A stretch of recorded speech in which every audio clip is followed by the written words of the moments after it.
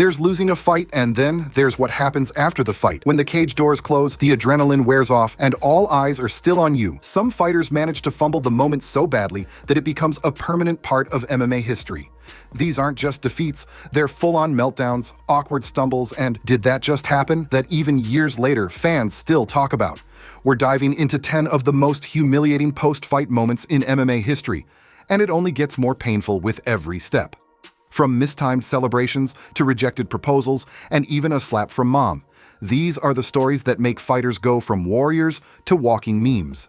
We kick things off with a guy who literally turned a win into a self-own so bad it could have been written for a slapstick movie.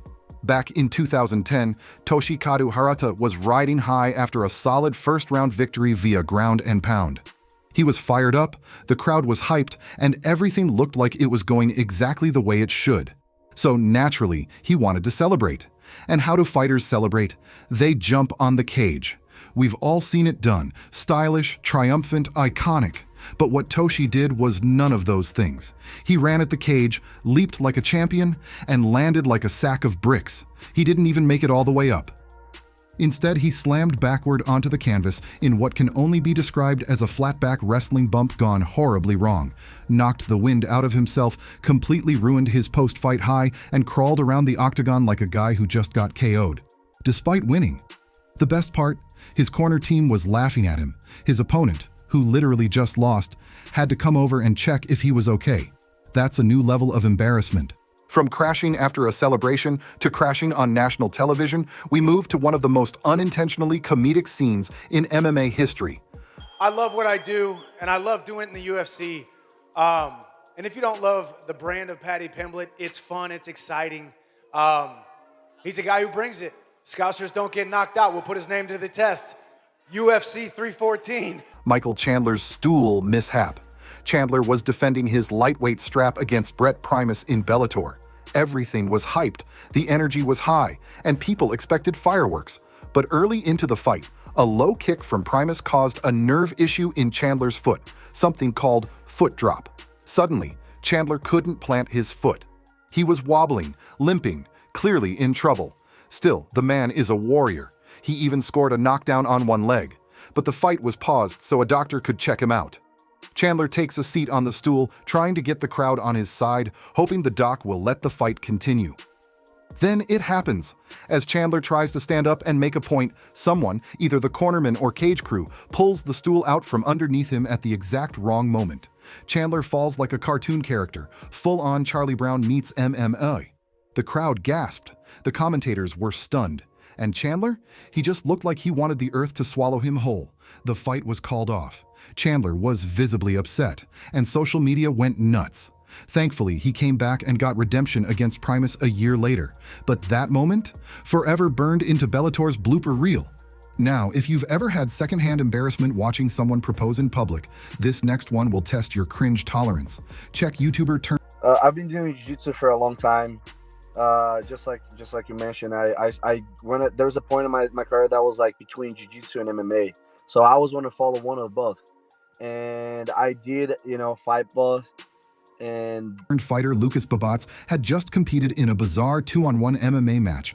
Yes, really. And somehow, he was on the team with two fighters, and they still lost. That's already not a good look. But Lucas decided to follow up that L with something even worse. Right after the fight, he grabbed the microphone and called his girlfriend into the cage. The crowd was buzzing. You already know where this is going. He gets on one knee and proposes in front of thousands of people. And she throws water on him, exposes that he cheated on her, and storms out. The crowd turned from awe to oh no in seconds. It was chaos. The internet ate it up. Even if this was scripted for views, and there's a small chance it was, her acting deserves an award. Lucas became a meme overnight. He lost the fight, lost the girl, and possibly lost his subscriber count in one glorious meltdown. Let's dial it back to the UFC now and talk about what happens when you try to argue logic with a man who's just been knocked out. Gray Maynard was dominating Rob Emerson during the TUF 5 finale, but in a bizarre twist of fate, Maynard slammed Emerson so hard that he knocked himself out in the process. Emerson, meanwhile, tapped due to a rib injury from the slam. The result? a double TKO, one of the rarest outcomes in MMA. But Maynard, concussed and confused, started protesting. He was adamant he hadn't been knocked out. And then, into the cage steps Joe Rogan. Now, modern Rogan might hold back in situations like this, but early 2000s Rogan? He had zero chill. Joe started arguing with Gray on live TV using replay footage. "Bro, look at the replay. Bro, you were unconscious, bro." He said bro with the intensity of a man trying to convince someone the sky is blue. It was painful. Gray kept denying it. Joe kept showing replays. And just when you thought it was over, Rogan reviewed the footage again with Emerson for good measure. The internet had a field day. Maynard had a headache. And Rogan, well, he was just being Rogan. I had one of the most embarrassing defeats in, I think, mixed martial arts. Who'd you lose to? Anderson. Just like I didn't even belong Oh, the there one on that that came day. back and smacked it. Knocked out, yeah. That was the good old days, back when Yeah. he used to. So I got knocked out 14 days the day before that fight. Talk about Forrest Griffin. The man is a legend, no doubt, a pioneer, a fan favorite. But even legends have their moments. And Forrest had one of the strangest post-fight reactions ever after his third bout with Tito Ortiz. It was a close fight, a banger. But before the decision was even announced, Forrest straight up ran out of the cage, just bolted to the locker room like someone pulled a fire alarm. Dana White had to physically go get him and drag him back. Turns out, he won. That's right. He ran away because he thought he lost. But the humiliation didn't stop there. Forrest then took the mic and started interviewing Tito during what was supposed to be Tito's retirement speech. The whole thing went off the rails. Tito stood there like, is this real? The crowd was confused. It was a train wreck. Later, Forrest apologized, saying he was emotional and frustrated. And fun twist, Tito didn't even retire, so the whole speech got hijacked for nothing. Now, speaking of embarrassment in defeat, let's talk. Yeah, Oh, there's some gas in there, huh? Yeah. Ah, interesting. Now we know Yeah, so part it's of. my man. I will change for this side because so Now it's we my. know some I of don't the- like this. I've never been so close to it before. Yeah, you want to steal. I want it to be the revolution. Talk about Paulo Costa and how Israel Adesanya put on one of the most humiliating performances in UFC history. The fight was hyped like crazy. Two undefeated beasts, real bad blood, trash talk, the whole world watching during lockdowns. People thought Costa would be the one to finally solve the Adesanya puzzle. What actually happened was a 2-round dismantling. Izzy picked him apart piece by piece. Costa barely landed anything. And then after the TKO came the moment. Adesanya walked up to Costa's grounded body and mounted him. Like, literally. As a taunt. In a sport driven by pride and masculinity, it was about as disrespectful as it gets. The internet exploded. Costa's image took a massive hit, and their rivalry ended in the most definitive way possible.